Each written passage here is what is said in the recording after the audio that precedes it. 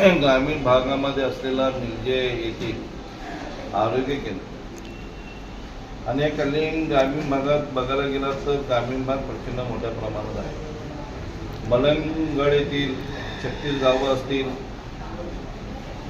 नवीन मुंबई महापालिकेत असलेली 14 गावं असतील आणि या कल्याण ग्रामीण भागातील 27 गावं अशी मिळून मोठ्या प्रमाणात ग्रामीण भाग वस्तीत आहे।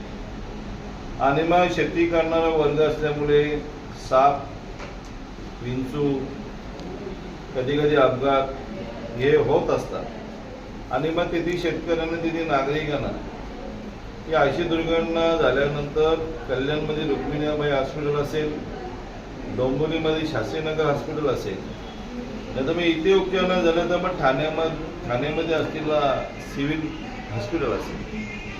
मग हे या गावापासून ते बरंच लांब अंतरावर असल्यामुळे निर्जे येथील आपलं आरोग्य केंद्र याचं आरोग्य केंद्र म्हणून शासनाने मान्यता द्यावी, 100 खाटांचा असा दवाखाना उभारण्यात द्यावा अशी मी गेल्या हिवाळी अधिवेशनामध्येच मागणी केलेली आहे। फायली तयार आहे, त्याच्यात मुख्यमंत्र्यांची सही बाकी आहे। एक तातडीने म्हणून मुख्यमंत्र्यांनी सही करावी म्हणून मी आरोग्यमंत्र्यांना पत्र दिलेलं आहे की सांगली इकडच्या ग्रामस्थ मंडळाला सोय होईल आणि इकडचे जे लोकवस्ती पण वाढलेले आहेत त्यांनाही सोय होईल, कारण आमचा पल्ला गाठण्यापेक्षा जवळ गेलेलं वगैरे कधी चांगलं आहे। म्हणून मी आरोग्यमंत्र्यांशी मागणी केली की तातडीने हा मंजूर करण्यात यावा।